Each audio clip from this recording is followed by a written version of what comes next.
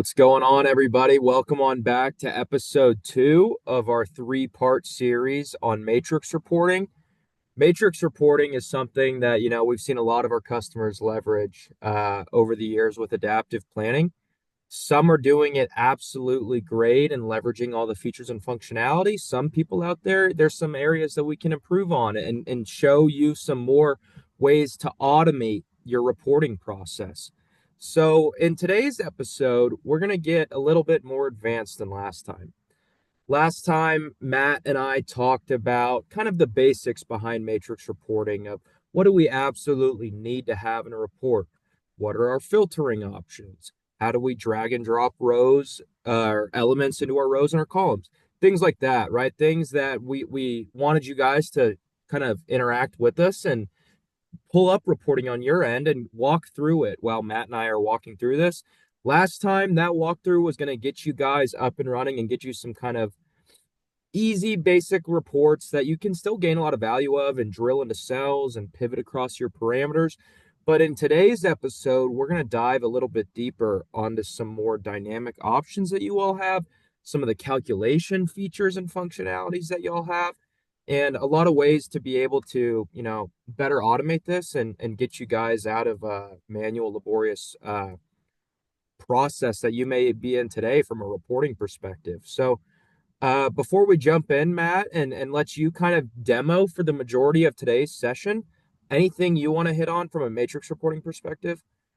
Yeah, absolutely. And before I get into talking about matrix reports, I do want to ask, it's been a week since we kicked off the mini series. Have you gone in and watched the original Matrix movie yet? I was hoping you were gonna forget about asking me that. I would never Hey, there's forget a about lot going asking you a question on. about the Matrix. There's Thanksgiving, there's Christmas, we're getting new customers onto Adaptive. We got a lot going on around here, Matt. No time for movies. Take some time to yourself this weekend. Sit back, All relax, right. enjoy the movie. I think you'll have a greater appreciation for Matrix reports inside of Adaptive if you have that background All context. right. But all kidding aside there, one of the things that you mentioned is just basic reporting functionality to drill down and pivot. Yes, that is possible inside of matrix reports. We typically, again, think of these as ad hoc reports that we're going to just drag and drop really quick. Just, hey, impromptu. What is my head count? What is this? What is that?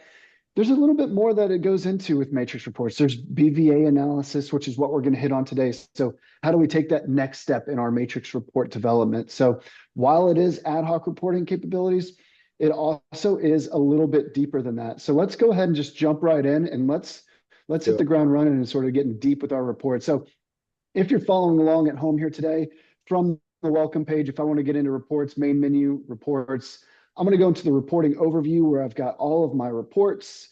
I could get into my personal or shared reports. Here for us today, I'm going to add a new report. Again, matrix reports. We are all about matrix reports in this mini series that we've got here.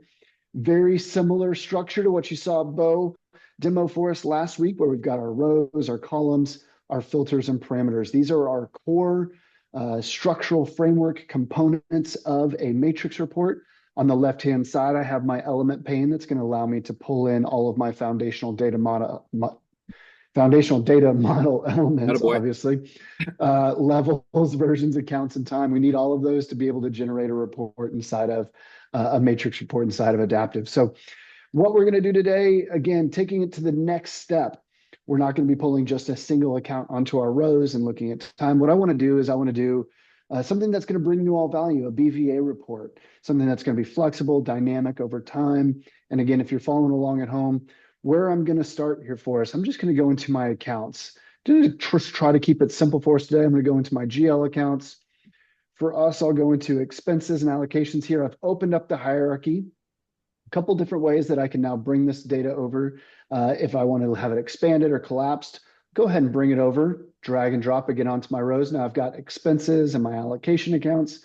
I'm going to right click on my account. Inside of there, I can manage the hierarchy. Again, if I wanted this to be customized, if I wanted this to be continually or always expanded, always collapsed, just quick access buttons to be able to make that decision. Go apply that change. Now I've got my accounts down my rows, maybe back to my elements. Maybe I, talk about BVA reports, or in this case, maybe even a BVB. So I'll start with my working budget. I'll bring over planning pulse force today, dragging. Now I've got two versions here in my column selector here. So I'm going to be doing a budget versus budget for today's specific planning pulse podcast. Now, here's something that is flexible with matrix reports inside of Adaptive. It is native calculations that exist for variance calculations. So from my element pane, I can see calculations. I've got some native functionality. I open this up. I could subtotal, I could difference. In this case, I'll pull the difference over. Now I'm going to be looking at the difference between working budget and my planning pulse budget or planning pulse forecast version that I've got here today. Real Now, quick, Matt, I I, think I think sorry to jump in. I think this is no, something that please. not near enough of adaptive users are really aware of, to be honest, the calculations inside of the reports. A lot of people think you have to build all of that functionality out on either your sheet or your assumption, when I think sometimes you can leave your sheets with just the data that you need. And if you even want to do some of the calculations just in the report, it's a nice option to have if you're trying to kind of keep your sheets to a bare minimum. Certainly, we can do all those calcs on a model as well, but I think the reporting calculation is pretty underleveraged, to be honest. Absolutely. And because it's native, you don't have to worry about, okay, did I pick the right version or did I pick the right level for the calculation to apply? It's going to happen organically as you pull in your new versions, as you change your versions and your parameters, it's going to automatically update there for us as well. So you can see that you also have the ability to pull in custom calculations. We're going to save that for a future episode. Today, we're just going to be leveraging the difference calculation. Go back to my elements, and of course, I'm going to select a time period for us. Now, in this case, I'm just going to bring forward 2025. I could drop this on my columns, could drop it on my filters, wherever I want it to be. Today, I'll just drop it on my columns here. Now I've got everything that I need in order to generate this report. So I'm going to go ahead and run it for us. This is going to be the first pass at looking at, this particular report. We see that I've got for FY 2025, a large difference in my salaries and wages. Now, if you watch the first episode of this mini series on matrix reports, you know that all of this information is clickable, accessible. I could go into salaries and wages. I could drill across levels to see where this variance is coming from. But today we just want to have the ability to really generate a good looking BVB or BVA report. Again, I pulled my two budget version, but you could pull your actuals here as well. I'm going to go ahead and actually start to make some edits here because this isn't really flexible. I can't really do a whole lot. There's a lot of text here inside of this column header. So let's make some edits here. So going back to the back end of my report, first thing I want to do, let's change this. Let's make it look a little bit nicer. Variance, you can type in whatever you want it to be. It could be a value, it could be percentage. I'm going to go ahead and apply that. So now I've got it going to say variance for us in the future. How do I make this a little bit more flexible as well? So I'm going to take FY25 and drag that to my parameter. Now I've got time as a selector for us. Now, if I wanted to do this on a quarterly basis, maybe, this quarter, last quarter, I can connect it to my parameter, and that way I can make changes or tweaks from that front end of my report. So here I am, you can see initial choice, FY 2025. I can even have this prompt before viewing. We'll select that in just a moment. But the next thing I wanted to show is the versions. Maybe if I wanted to have my versions as parameters as well. So now I can say, okay, here's my, let's say this is base version here for us. Again, I can select any of these versions that I want. I'll go ahead and select all of them. And maybe I've got, my comparison version. So really easily, really quickly, now I've got flexible reporting from a version perspective. Now again, time period FY 2025. But something that we saw whenever we expanded on the time period, maybe we want to prompt before viewing. This is one of those features, Beau. I know you kind of hit on it, like one of the lesser used features. When you go to run a matrix report for the first time, or maybe you go away for a while, maybe you come back at the beginning of the month, you can select this prompt before viewing. And what that does is it actually makes you or forces you to select before that report runs. Sometimes that helps. If you've got a lot of options, let's say that we've got 4 or 5 parameters across the top, you've got a lot of options. It really helps the user to immediately know exactly what's in that report that they're going to be looking at. So really great option for us, that prompt before viewing. Yep. I'm going to run the report for us again. This is that prompt letting me know, okay, here's the comparison version. We just typed that in. I could, of course, open it up to all parameters, but now I'm going to run this report. So I could have that prompt coming in. Here's my working budget, my base version. Here's that planning pulse, the comparison version, and then my variance calculation. Now, again, now I've got the ability to go in and change. I've got the ability to go in and change my versions, change my time periods.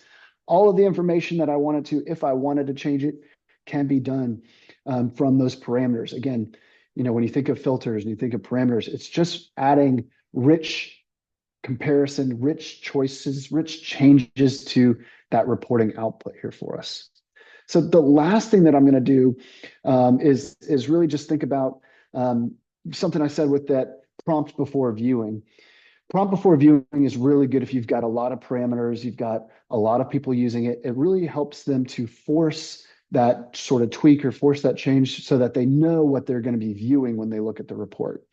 Inside of matrix reports, there's this wheel here for settings or report properties at the top. There's a lot of information in here. We'll be digging into this at a much later date, but within my display here, one of the things that I can do is I can actually show report information. So regardless if I wanted to prompt before viewing, regardless if I have 10 people using this or if I have one person using this, that show report information is going to give me direct insight and access on the right-hand side once I run the report here of exactly what I'm looking at, what level, what currency, if there's any data restrictions. It's just going to give me a little bit more information about that report. So I find that if you have a lot of folks using a similar report, if you've got a lot of different people looking at different levels, maybe Beau, you've got access to multiple levels, but this report is set up for a specific level. Having report information really helps to inform the report user about what it is they're seeing on the screen. So that's just a quick sort of next step for us in terms of BVB, BVA reports. We've heard from our loyal listeners out there in terms of some things that we want to see going forward. We want to, how do we share this with other team members? How do we get some custom calculations in there? One of the big ones was report notes. Maybe we put this BVB together or BVA, we start to publish this to other users. How can we put notes in so that we know what our changes were and how can we distribute this to other team members? So, Beau, when I think about budget versus budget or budget versus actuals, we saw the large salary variance that's in there. What happens if, we're going through the planning process, I put in 10 new employees, and then I, sort of kick this up to management for their review. They're going to have no context why there's change. So in our next episode, I know that was a big thing that we heard from you all is how do we put context behind some of the things that we're seeing inside of these reports? So we're going to be hitting on that in a future episode. And I'm hoping by the time we release the next episode, Beau, you've had a chance to go back and actually watch the Matrix because I gotta be honest, we're coming up on the end of the mini series. I don't want to get to the end without you having watched the Matrix before, but we'll check in on our next episode on Matrix reports and see if you've had an opportunity to do that. Yeah. No spoilers in the comments from all our listeners either. I gotta go log back in. All right, Matt, that was great. Yeah, next episode after this three-part series, everybody listening, you guys are going to be ready to roll and become Matrix Reports experts out there. So we're really excited for the next episode.